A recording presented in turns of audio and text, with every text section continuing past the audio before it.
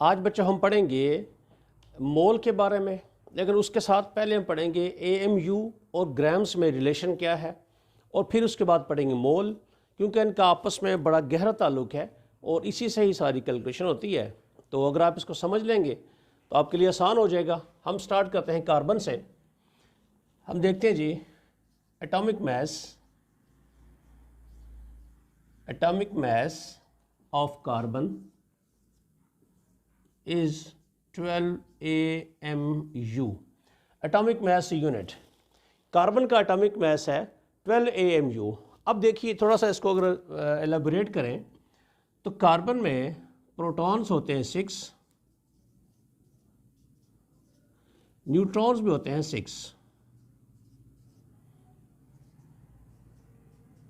6। और ये आपको पता है कि एटॉमिक मास एक्चुअली न्यूक्लियस का मास होता है, क्योंकि न्यूक्लियस में देखें, ये न्यूक्लियस है, इसमें 6 प्रोटॉन हैं और 6 न्यूट्रॉन हैं, तो ये 12 बनते हैं। किसी भी एटम का एटॉमिक मास उसका न्यूक्लियस मास होता है। अब देखिए 6 प्रोटॉन और 6 न्यूट्रॉन, टोटल आ गया 12। अब देखें तो इसका एटॉमिक मास लिखा हुआ है जी 12 AMU, ये इसका एटॉमिक मास लिखा हुआ है। एक और एग्जांपल लेते हैं, नाइट्रोजन की। देखें नाइट्रोजन का है 14 AMU। अब देखिए इसमें प्रोटॉन्स जो हैं उनकी तादाद भी 7 है, न्यूट्रॉन्स ये भी 7 है, टोटल ये बनते हैं 14। तो 14 AMU इसका एटॉमिक मास है। अब देखिए एक और एग्जांपल लेते हैं, ऑक्सीजन 16 है, इसमें देखिए प्रोटॉन्स वो भी है 8, न्यूट्रॉन्स वो भी हैं 8, टोटल बनता है ये 16। तो 16 AMU है। इसका मतलब ये हुआ कि किसी भी एटम के न्यूक्लियस में जितने प्रोटॉन और न्यूट्रॉन्स हैं वही उसका एटॉमिक मास है, और टोटल नंबर जितने बनते हैं वही उसका AMU है। अब देखते हैं, अगर एक जो 12 AMU है, हम देखते हैं प्रोटॉन जो है, मास ऑफ प्रोटॉन अगर हम देखें तो ये है 1.67 10⁻⁻24 ग्राम्स। अब देखिए मतलब इसमें 12 है, और न्यूट्रॉन का मास भी तकरीबन सेम है, 1.67 × 10⁻⁻24 ग्राम्स। प्रोटॉन और न्यूट्रॉन का मास आलमोस्ट सेम होता है। इसका मतलब है ये 12 टोटल बनते हैं, 6 प्रोटॉन और 6 न्यूट्रॉन, तो 12 AMU बनता है। इसका मतलब ये हुआ कि अगर 12 AMU को अगर आप इस ग्राम से मल्टीप्लाई कर दें 1.67 × 10⁻⁻24 ग्राम्स, तो ये मास 12 ग्राम में कन्वर्ट हो जाएगा। अब देखिए वो इसलिए अब 12 AMU टोटल है, और टोटल बनते हैं प्रोटॉन और न्यूट्रॉन। अब देखिए इसका मतलब ये हो गया कि 1 AMU इज इक्वल टू 1.67 × 10⁻⁻24 ग्राम। ये प्रूव भी करेंगे हम थोड़ी देर बाद, कैलकुलेट करके इसको प्रूव करेंगे कि 1 AMU is equal to 1.67 × 10⁻⁻24 grams. ये है एक AMU is equal to how much grams. ये बड़ा इजी सा कॉन्सेप्ट है। अभी इसको मज़ीद डिटेल से पढ़ेंगे हम कि किसी भी न्यूक्लियस का मास जितने प्रोटॉन उतने ही न्यूट्रॉन, टोटल को अगर टोटल करेंगे दोनों को, उतने AMU किसी भी एटम का एटॉमिक मास है, AMU में लिखते हैं। अगर उसको आप ग्राम में कन्वर्ट करना चाहें तो AMU को मल्टीप्लाई कर दें आप, 1 AMU इज इक्वल टू 1.67। ये हमने देखा है कि जितने प्रोटॉन और न्यूट्रॉन बनते हैं उतने ही AMU बनते हैं। तो एक प्रोटॉन का मास न्यूट्रॉन का मास सेम है, तो उस मास से अगर आप इसको मल्टीप्लाई कर देंगे तो वो आपका जो है वो ग्राम में कन्वर्ट हो जाएगा, AMU ग्राम में कन्वर्ट हो जाएगा। अभी कहा 1 AMU is equal to 1.67 × 10⁻⁻24 grams. ये 1 AMU बनता है। ये हमने न्यूट्रॉन और प्रोटॉन के मास से लिया। अब थोड़ा सा और आगे चलते हैं, देखते हैं जी, अगर एटम हो for example carbon, atomic mass atomic mass of carbon, हम बेसिकली पढ़ रहे हैं mole. Atomic mass of carbon is equal to 12 AMU। इसी को अगर हम मोल में ग्राम्स में कन्वर्ट कर दें, 12 ग्राम्स लिख दें इसके जगह पे, तो ये बन जाएगा 1 मोल, 1 मोल ऑफ कार्बन एटम्स। अब देखिए, यानी कि कार्बन के 12 AMU जो एटॉमिक मास है, उसी को अगर आप ग्राम में कन्वर्ट कर दें तो वो बन जाएगा 1 मोल। अभी मोल में क्या होता है, आगे बढ़ते हैं। ऐसे ही देखिए, अगर हम नाइट्रोजन ले लें, एटॉमिक मास ऑफ नाइट्रोजन ये है 14 AMU। इसको अगर आप ग्राम्स में कन्वर्ट कर दें तो ये बन जाएगा 14 ग्राम्स, तो ये बन जाएगा 1 मोल, 1 मोल ऑफ नाइट्रोजन एटम्स।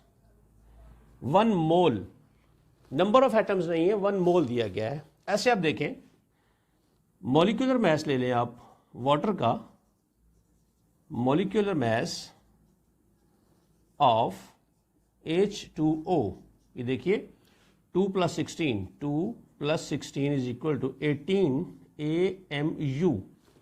इसी को अगर आप ग्राम में लिख दें, 18 ग्राम्स लिख दें आप इसको, तो ये बन जाएगा 1 मोल ऑफ H2O। अब देखिए, हम एक और लेते हैं, मॉलिक्यूलर मास ऑफ H2SO4। इसको देखिए, 2 + 32 + 64, ये बनता है 98 AMU। इसी को आप ग्राम्स लिख दें, 98 ग्राम्स, तो ये बन जाएगा 1 मोल, 1 मोल ऑफ H2SO4। ये एटम हो गए, ये मॉलिक्यूल। अब हम फार्मूला यूनिट लिख लेते हैं, क्योंकि मॉलिक्यूल्स होते हैं कोवेलेंट कंपाउंड्स के। अब हम फार्मूला मास लिखते हैं, फार्मूला मास ऑफ NaCl, ये बनता है 58.5 AMU। इसी को अगर आप ग्राम्स में लिख दें, 58.5 ग्राम्स, तो ये बन जाएगा 1 मोल, 1 मोल ऑफ NaCl। एक एग्जांपल इसमें अभी और ले लेते हैं आयनिक कंपाउंड की। देखिए,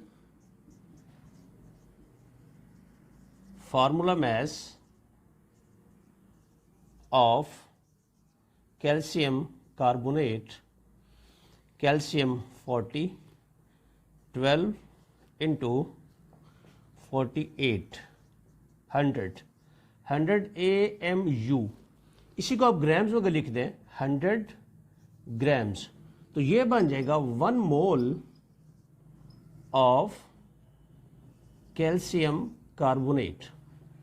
अब देखिए, मोल होता क्या है कि एटॉमिक मास, मॉलिक्यूलर मास या फार्मूला मास, इसको अगर आप ग्राम्स में लिख दें, 12 ग्राम्स, 14 ग्राम्स, 18, 98, 58.5, 100 ग्राम्स, तो ये उसी चीज़ का मोल बन जाएगा। यानी कि 1 mole of carbon is equal to 12 grams, 1 mole of nitrogen is equal to 14 grams, 1 mole of water 18 grams, 1 mole of sulphuric acid 98 grams. ऐसे ही formula mass of NaCl 58 grams is equal to 1 mole. Formula mass of calcium carbonate 100 grams is equal to 1 mole. यानी कि किसी चीज़ का atomic मास ग्राम में ले लें तो वो मोल है, मॉलिक्यूल का मॉलिक्यूलर मास ग्राम्स में ले लें तो वो उसका 1 मोल है।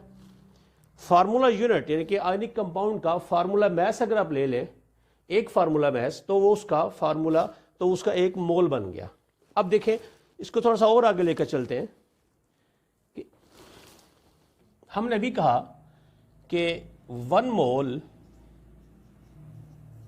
मोल of carbon is equal to 12 grams. अगर ये था असल में इसका एटॉमिक मास AMU था, इसको ग्राम्स में कन्वर्ट कर दिया तो उसको ग्राम एटॉमिक मास भी कहते हैं, ग्राम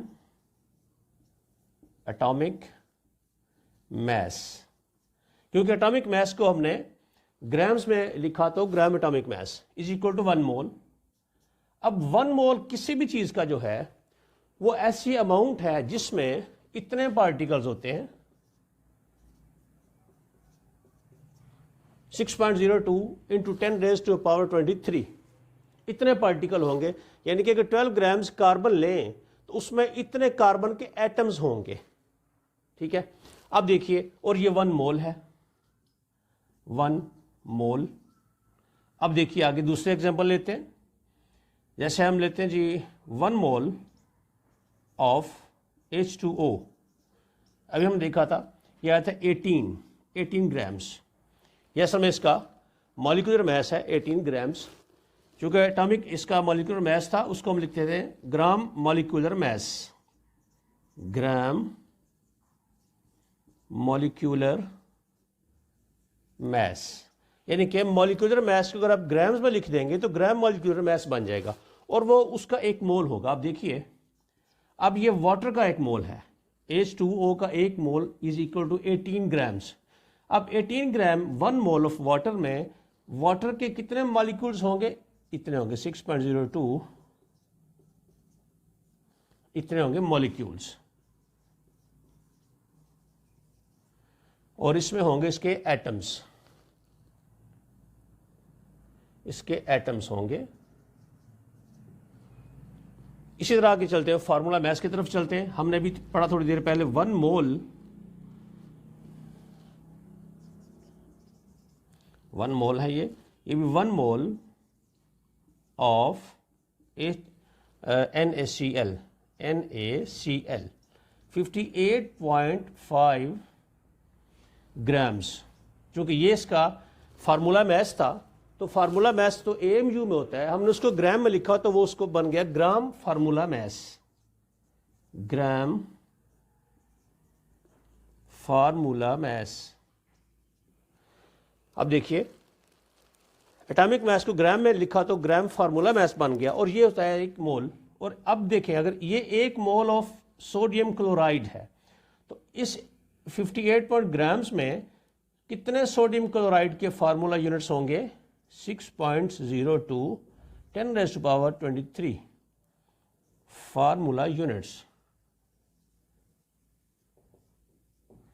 बहुत इजी है, मैं एक दफ़ा इसको फिर सम अप करता हूँ कि 1 मोल किसी भी एटम का उसका एटॉमिक मास होगा, उसको अगर ग्राम्स में कन्वर्ट करेंगे तब, AMU में नहीं ग्राम्स में लिखेंगे तो वो 1 मोल होगा। मॉलिक्यूल का मॉलिक्यूलर मास को ग्राम में लिखेंगे तो वो उसका 1 मोल होगा। फार्मूला जो यूनिट्स हैं, ये जो आयनिक कंपाउंड है इसका जो फार्मूला मास होगा उसको अगर ग्राम्स में लिख देंगे तो वो उस आयनिक कंपाउंड का 1 मोल होगा। अब देखें, मोल में पार्टिकल सेम होंगे, किसी भी चीज़ का 1 मोल ले लें, पार्टिकल्स उसमें सेम होंगे। अगर एटम लेंगे तो एटम्स उतने होंगे 1 मोल में। मॉलिक्यूल ले लेंगे, कोई भी मॉलिक्यूल ले लें आप, उसके 1 ग्राम में इतने मॉलिक्यूल्स होंगे, नंबर ऑफ मॉलिक्यूल्स। अगर आप फार्मूला यूनिट लेंगे, उसका फार्मूला मास 1 मोल होगा, उस मोल में इतने होंगे फार्मूला यूनिट्स। यानी कि 58.5 ग्राम्स अगर आप NaCl ले लें तो उसमें इतने NaCl के फार्मूला यूनिट्स होंगे और इसे कहते हैं एवोगैड्रो नंबर, एवोगैड्रोज नंबर, और इसे रिप्रेजेंट करते हैं कैपिटल Na से। ये सारे एवोगैड्रोज नंबर हैं, एवोगैड्रो नंबर Na से, ये भी एवोगैड्रो नंबर है। अब देखें, एक थोड़ा सा कॉन्सेप्ट ज़हन में बिठाइए कि 1 मोल किसी भी सब्सटेंस का वो अमाउंट होती है जिसमें एवोगैड्रो नंबर ऑफ पार्टिकल्स होते हैं। अगर तो एटम आप लेंगे तो इतने एटम्स होंगे, मॉलिक्यूल्स लेंगे तो इतने मॉलिक्यूल्स होंगे, फार्मूला यूनिट लेंगे तो इतने फार्मूला यूनिट्स होंगे, अगर आयन लेंगे तो इतने आयन होंगे उसमें। अब देखिए, अब ये जो ऊपर लिखा था मैंने सबसे पहले कि 1 AMU is equal to 1.67 into 10 raise to a power -24 grams, इसको हम वेरीफाई कर लेते हैं क्योंकि ये मैंने लिया था प्रोटॉन्स और न्यूट्रॉन्स के मैथ से कि किसी भी एटम में जितने प्रोटॉन और न्यूट्रॉन्स होंगे उनको आप ऐड कर लें तो उतने फार्मूला यूनिट्स होंगे, यानी कि एक प्रोटॉन का मैस या एक न्यूट्रॉन का मैस एक फार्मूला यूनिट होता है। अब देखिए हम इसको वेरीफाई करते हैं।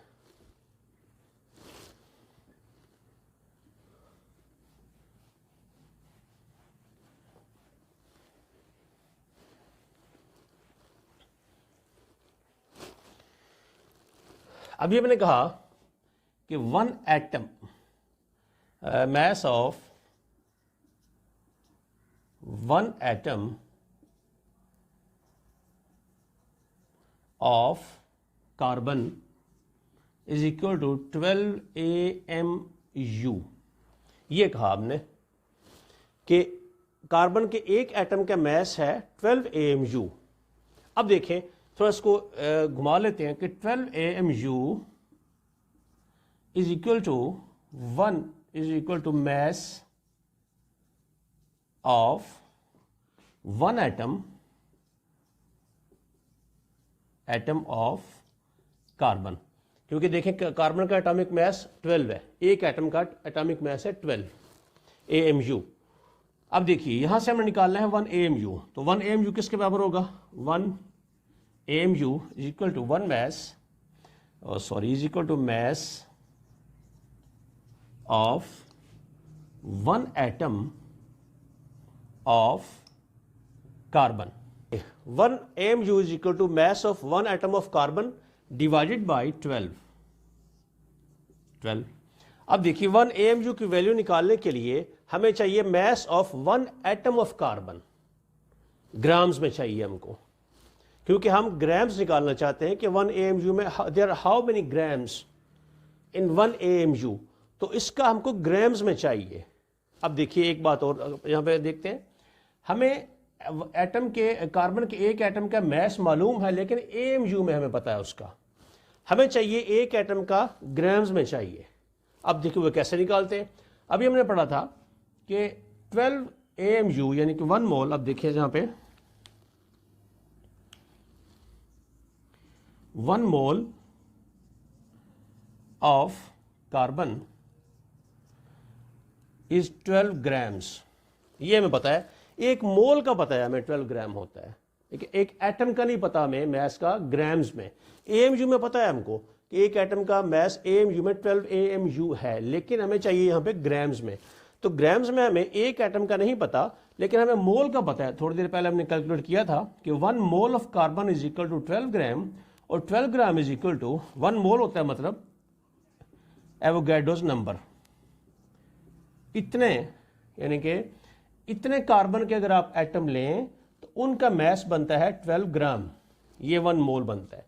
यहां से हम कैलकुलेट कर सकते हैं एक मोल की, एक एटम की वैल्यू। फॉर एग्जांपल कैसे देखिए, 6.02 into 10 raise to power 23 atoms, ये एटम्स हैं,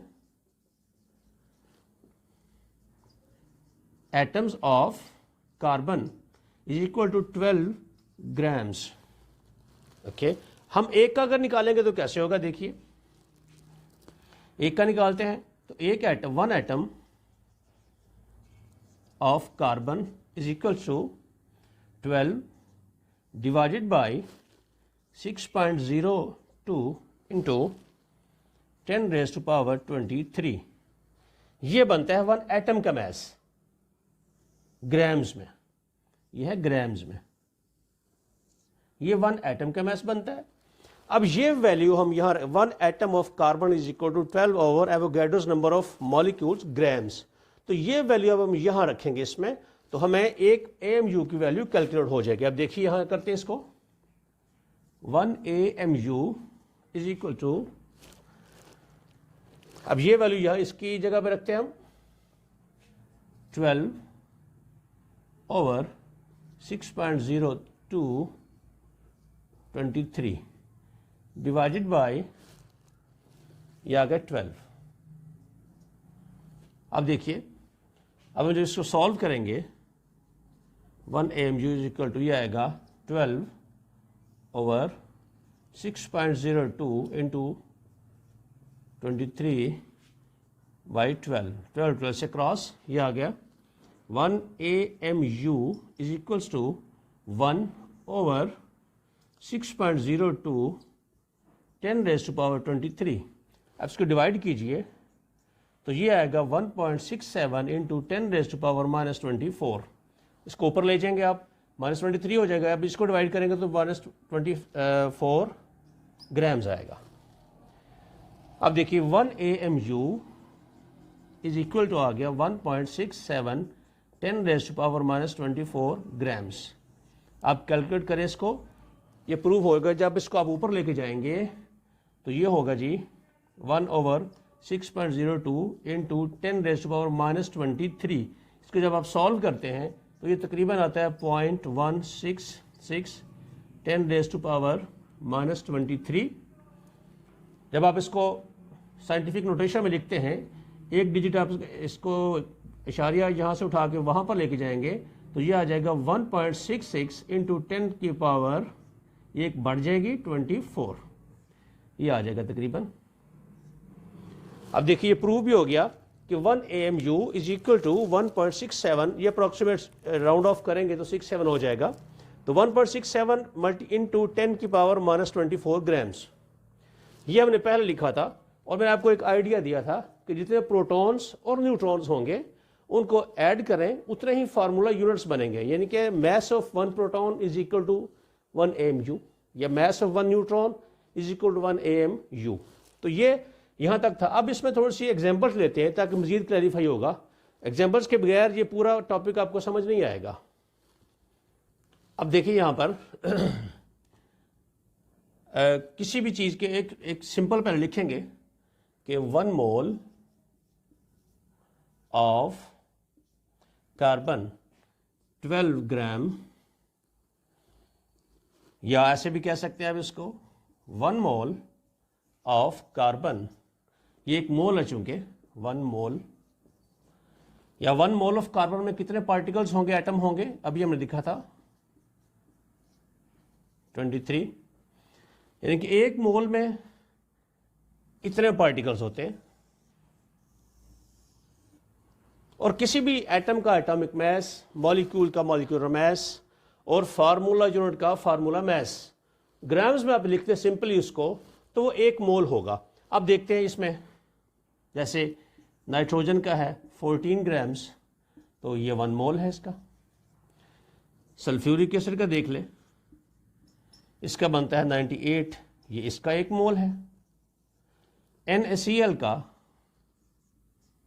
बनता है 58.5 ग्राम्स, तो ये इसका 1 मोल है। किसी भी चीज़ का, एटम का एटॉमिक मास, मॉलिक्यूल का मॉलिक्यूलर मास, फार्मूला यूनिट का फार्मूला मास, कोई भी ले लें आप, नाइट्रोजन ले लें, ऑक्सीजन ले लें, क्लोरीन, कोई भी ले लें, मॉलिक्यूल ले लें, सल्फ्यूरिक एसिड, ग्लूकोज, किसी भी तरह कोई भी मॉलिक्यूल होगा, उसका जो मॉलिक्यूलर मास है ग्राम्स में लिख दें तो वो उसका 1 मोल होगा। ऐसे ही जो आयनिक कंपाउंड होंगे, मेटल और नॉन मेटल वाले, उनका फार्मूला मास अगर ग्राम्स में लिख देंगे तो वो उनका 1 मोल होगा। और 1 मोल में पार्टिकल होंगे इतने। इसका मतलब ये हुआ कि किसी भी चीज़ का अगर आपने मोल निकालने हैं, फॉर एग्जांपल गिवन अमाउंट आपको दी गई है, 100 ग्राम है कार्बन है, 15 ग्राम है, 50 ग्राम है, कुछ भी है, उसको आपने उसी चीज़ के मैथ से डिवाइड कर देना है तो आपके मोल निकल आएंगे। कैसे निकालते हैं, फॉर एग्जांपल देखते हैं। आप एक मिसाल ले लेते हैं, आपके पास 36 ग्राम है, 36 ग्राम ऑफ कार्बन ये दी गई है आपको, 36 ग्राम ऑफ कार्बन दी गई है। आपसे पूछा गया है बताइए इसके कितने मोल बनते हैं, तो बड़ा इजी है। इसमें फार्मूला क्या है, number of moles is equal to given mass of a substance, कोई भी हो, डिवाइडेड बाई उसका 1 मोलर मास कह लें आप इसको, मोलर मास। वो कैसे, जैसे कि 1 मोल ऑफ कार्बन का 12 ग्राम है तो समझे कार्बन का मोलर मास जो है, मोलर मास 12 ग्राम है।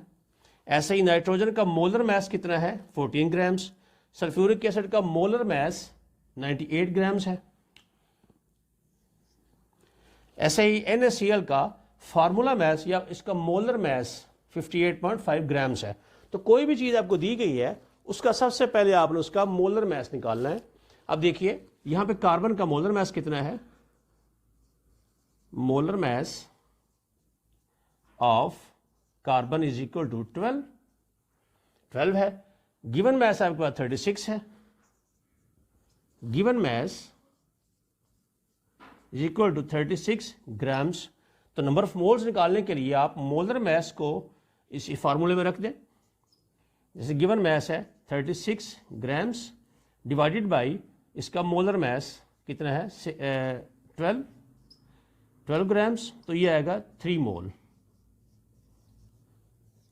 3 moles mean 36 gram of carbon अगर आपके पास हो और आपने मालूम करना है कि कितने मोल बनते हैं, तो आप उसको मोलर मास से डिवाइड कर दीजिए तो उसका मोलर मास निकल आएगा। अब इसमें कुछ और एग्जांपल ले लेते हैं, हम देखते हैं। हमारे पास है for example 40 grams of H2SO4। इसमें हमसे पूछा जाएगा अगर कि how many moles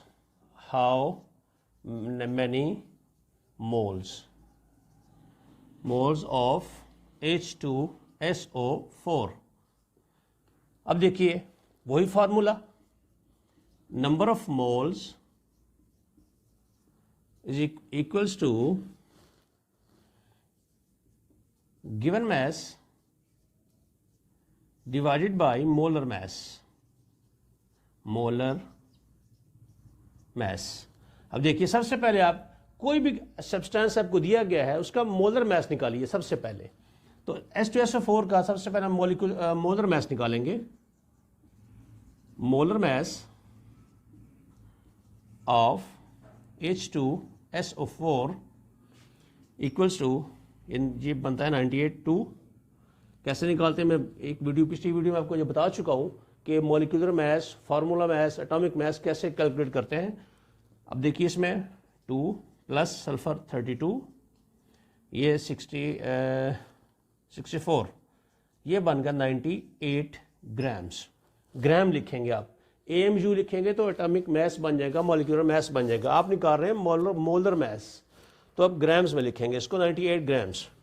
given mass आपके पास 40 है। अब इसको देखिए, नंबर ऑफ मोल्स आपने मालूम करने हैं 40 ग्राम्स में, तो number of moles is equal to given mass 40 grams, molar mass इसी का 98 ग्राम्स, तो डिवाइड करेंगे 0.408 मोल्स। इस तरह से मोल निकालते हैं अगर आपको मास दिया गया हो। अब देखिए अगर आपको पार्टिकल्स दिए गए हैं किसी सब्सटेंस के, तो मोल कैसे निकालने हैं आपने। हम एग्जांपल लेते हैं, if 3.01 into 10 raised to power 23 molecules of carbon dioxide are there, calculate number of moles। अब देखिए आपको पार्टिकल दिए गए हैं, जब पार्टिकल दिए गए हैं तो फिर आपको मोलर मास की ज़रूरत नहीं पड़ेगी। क्यों कि आपको ये पार्टिकल्स दिए गए। तो ये कैसे निकालते हैं पार्टिकल्स, इसका फार्मूला क्या है देखिए, नंबर ऑफ मोल्स। अगर आपको पार्टिकल दिए गए हैं, हमें पता है 1 मोल में पार्टिकल होते हैं एवोगैड्रोस नंबर। ये हमने पढ़ा है कि 1 mole of any substance is equal to this much particles। अगर आपको मास दिया गया है तो मोलर मास से डिवाइड करके निकाल लें। अगर आपको पार्टिकल्स दिए गए हैं तो 1 मोल के पार्टिकल से आप उसको निकाल लें। अब कैसे देखेंगे, नंबर ऑफ मोल्स अगर निकालें वो पार्टिकल से, तो given number of particles divided by Avogadro number, Avogadro's number. तो ऐसे आप निकाल लीजिए, इसको बड़ा आसान है। अब हमें गिवन पार्टिकल है इतने, तो हम इसको यही फार्मूला अप्लाई करते हैं, नंबर ऑफ मोल्स। अब देखिए कैसे, गिवन नंबर ऑफ पार्टिकल ये है हमारे पास 3.01 into 10⁻23 divided by Avogadro's number 6.02 to 10⁻23। इसको आप डिवाइड कर लीजिए तो ये आएगा तकरीबन, इसको डिवाइड करेंगे तो ये आएगा तकरीबन 0.5 मोल्स। अब देखिए पार्टिकल से अगर आपने नंबर ऑफ मोल निकालने हैं तो ये फार्मूला अप्लाई कीजिए, given number of particles divided by Avogadro's number, क्योंकि एक मोल में इतने पार्टिकल्स होते हैं। तो ये फार्मूला लगाएंगे तो ये आ जाएगा। अब देखिए इसमें से कई दफ़ा बहुत सारे सवाल एक ही सवाल में पूछ लेते हैं, एक ही स्टेटमेंट में 3-4 क्वेश्चन पूछते हैं। फॉर एग्जांपल आप इतने अमाउंट में मोल मालूम कीजिए, फिर बताइए कि इतने पार्टिकल्स का मैस कितना है। अब देखिए कि इतने पार्टिकल्स ऑफ कार्बन डाइऑक्साइड जो है इसका मैस कितना है। तो मैस निकालने के लिए भी आपको पहले मोल निकालने पड़ते हैं। अब देखें तो मोल हमने निकाल लिए, अब मैस निकाल सकते हैं हम इसका, क्योंकि मोलर मैस, अब जब मैस निकालेंगे तो इसका मोलर मैस की जरूरत पड़ेगी हमें। अब देखिए मोलर मैस ऑफ CO2। अब देखिए मोलर मैस आपको पता फिक्स होता है, हर चीज का एक मोलर मैस होता है। इसका देखेंगे कार्बन 12, ये देखेंगे तो 32, ये 44 ग्राम्स। ये 44 ग्राम्स है molar mass of carbon dioxide. एक मोल का इतना है तो इतने का कितना होगा, वो उससे मल्टीप्लाई कर दीजिए, इसका मैस निकल आएगा। Mass of 0.5 moles is equals to 44 multiply 0.5, इसको मल्टीप्लाई कीजिए, इतने मोल्स आएंगे, इतने ग्राम्स आ गया इसके।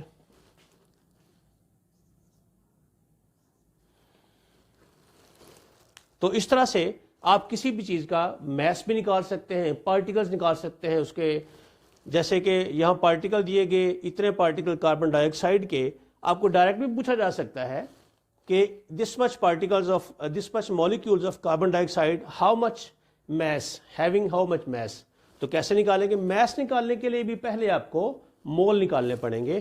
तो मोल निकालिए, उसको फिर उसके मोलर मैस से मल्टीप्लाई कर दें तो आपके पास उसका मैस निकल आएगा। पहले मोल फिर मैस। अब देखिए एक एग्जांपल लेते हैं, उसमें सारी चीज़ें एक ही एग्जांपल में आएंगी। कैसे, देखिए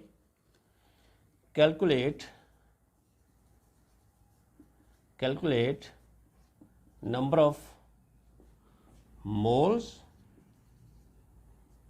molecules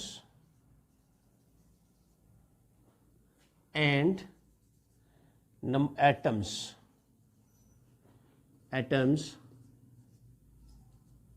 present in 6 grams of water।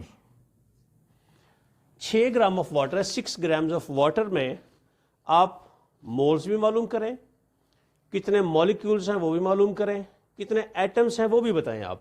तो सबसे पहले देखिए नंबर ऑफ मोल्स निकालते हैं। हमें मैस दिया गया है 6 ग्राम्स, तो जब मैस दिया गया हो तो मैस का फार्मूला अप्लाई कीजिए, number of moles equals to given mass divided by molar mass. अब देखिए इसमें एक बात कि नंबर ऑफ मॉलिक्यूल्स और एटम्स निकालने के लिए सबसे पहले आपको मोल निकालने पड़ेंगे, क्योंकि हमें एक मोल में पार्टिकल्स का पता है कि एक मोल अगर हो तो उसमें एवोगाड्रो नंबर ऑफ पार्टिकल्स होते हैं। एटम है तो एटम होंगे, मॉलिक्यूल्स हैं तो मॉलिक्यूल होंगे, फार्मूला मैस है तो उसमें फार्मूला यूनिट्स होंगे। अब देखिए कैसे, सबसे पहले मोल निकालेंगे हम। गिवन मैस हमारे पास है वाटर का, सबसे पहले निकालते हैं molar mass of H2O is equal to 18 grams. अब देखिए हम इसके पहले मोल निकालेंगे, number of moles of H2O। 6 gram में कितने हैं? गिवन मैस है हमारा 6 और हमारे पास जो मोलर मैस है वो है 18। 6 ग्राम्स दिया गया है, 18 ग्राम इसका मोलर मैस है, तो ये आएगा 0.33 मोल। इतने मोल आएंगे 6 ग्राम में। अब देखें कहा गया है कि मॉलिक्यूल्स बताइए, तो मॉलिक्यूल्स कितने होंगे? हमें मॉलिक्यूल्स का पता है एक मोल का। एक मोल में मॉलिक्यूल्स होते हैं एवोगैड्रो नंबर, जो पहले पढ़ चुके हैं हम थोड़ी देर पहले। अब इतने मोल में कितने होंगे? देखिए, number of molecules of H2O in 6 grams, क्योंकि 6 ग्राम्स को हमने मोल बना लिए हैं ऑलरेडी, तो एक मोल का हमको पता है, तो इतने मोल में कितने होंगे? 6.33 मोल इनटू, अब एक मोल में पार्टिकल्स होते हैं एवोगैड्रो, उससे मल्टीप्लाई कर दें आप इसको कैलकुलेट करें। 98 इंटू 10⁻23 मॉलिक्यूल्स। अब इसमें आप देखिए, क्योंकि ये मॉलिक्यूल है तो इसमें इतने नंबर ऑफ मॉलिक्यूल होंगे एक मोल में। अगर एटम था, पहले हमने सवाल किया कार्बन का लिया एग्जांपल ली, तो उसमें कार्बन चूंकि एटम है तो इतने एटम होंगे, मॉलिक्यूल है तो मॉलिक्यूल होंगे। तो 6 ग्राम ऑफ वाटर में इतने मॉलिक्यूल्स बनते हैं। अब देखिए हमसे पूछा गया तीसरा सवाल, एटम्स बताइए इसमें कितने एटम होंगे पानी के, कि इतने मॉलिक्यूल। अब हमारे पास देखिए बड़ा आसान हो गया है कि मॉलिक्यूल्स आ गए हमारे पास, इतने मॉलिक्यूल्स होंगे 6 ग्राम में। अब एटम कितने होंगे? अब देखिए एक मोल में कितने एटम है? देखिए 2 एटम हाइड्रोजन के हैं, 1 एटम ऑक्सीजन का है। इसमें एक सवाल और भी है, पहले ये कंप्लीट करके फिर आपको बताऊंगा कि वो क्या कन्फ्यूजन होती है अक्सर। अब देखिए एक मोल में number of atoms in 1 mole of H2O, ये 3 एटम्स हैं, 3 एटम्स इसके बनते हैं। तो इतने मॉलिक्यूल्स में कितने होंगे? 1 मॉलिक्यूल। एक मॉलिक्यूल अगर लें उसमें 3 एटम बनते हैं, 2 + 1 3। तो इतने मॉलिक्यूल में कितने होंगे? नंबर ऑफ एटम्स इसमें होंगे जी 1.98 इंटू 10⁻23 मल्टीप्लाई बाई 3। तो इसको आप मल्टीप्लाई कर ले इसके साथ, तो ये बन जाएगा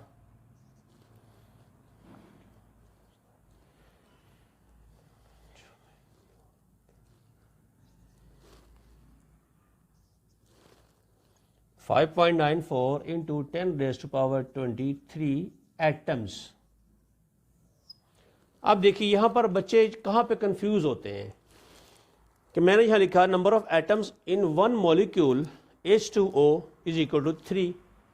तो अब टोटल नंबर ऑफ एटम्स कितने होंगे इतने मोल में, उनको आप मल्टीप्लाई कर दें जितने आपके पास मॉलिक्यूल हैं, क्योंकि एक मॉलिक्यूल में।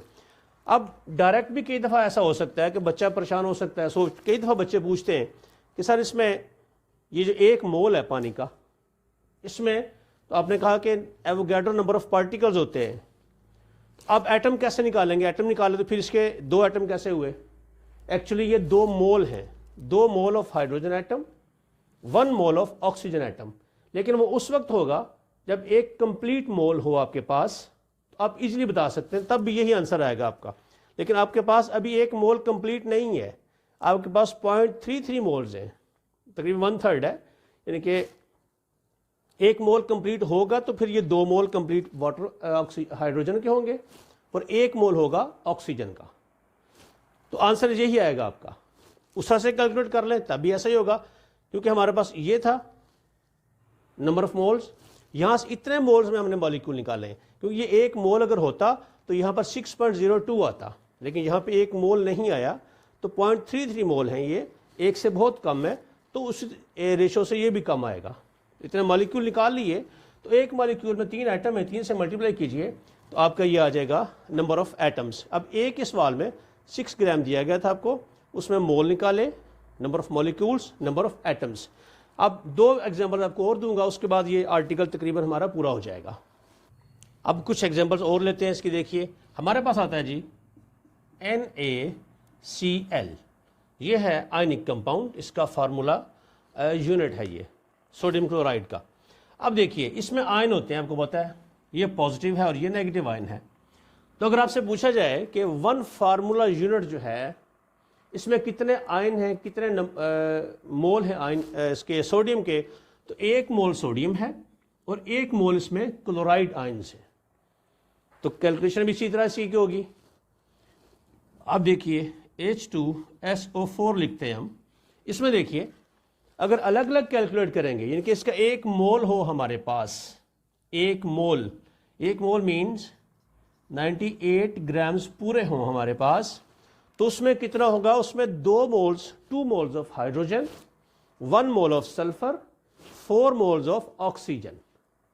ये टोटल को ऐड करेंगे तो इतने ग्राम्स आएंगे। इसलिए आप देखिए कि कोई भी आपको मॉलिक्यूल दिया गया है, उसमें अलग अलग भी पूछा जा सकता है आपसे, तो उसका सबसे आसान तरीका ये है कि पहले गिवन अमाउंट जो हो उसके नंबर ऑफ मोल्स कैलकुलेट करें, उसके बाद उसमें आप निकाल सकते हैं उसका मैस भी निकाल सकते हैं, एटम निकाल सकते हैं, मॉलिक्यूल निकाल सकते हैं। आप वीडियो को पूरी तरह से देखिए, उसके बाद आप ये बातें आपको क्लियर हो जाएंगी। ऐसे कुछ और एग्जांपल जितनी मर्जी आप लिख रहे हैं यहाँ पे। अब कैल्शियम कार्बोनेट थी, वो ले लें। इसमें देखिए ये आयनिक कंपाउंड है, तो इसमें कैल्शियम के 1 मोल है, कैल्शियम 1 मोल, कार्बन 1 मोल, ऑक्सीजन 3 मोल्स। तो ये जिस तरह से आपका सवाल आएंगे, एक एग्जांपल मैंने बड़ी एलेबोरेट करके दी है। इसके बाद अगली वीडियो आएगी, उसमें इसके पूरे एक्सरसाइज, उसमें तकरीबन 15-20 क्वेश्चंस हैं वो होंगे और उसके साथ कुछ एग्जांपल्स होंगी, वो भी अगर आप देखेंगे इसके बाद, तो आपका जो आइडिया है मोल्स के बारे में, कैलकुलेशन के बारे में, ये पूरी तरह से क्लियर हो जाएगा।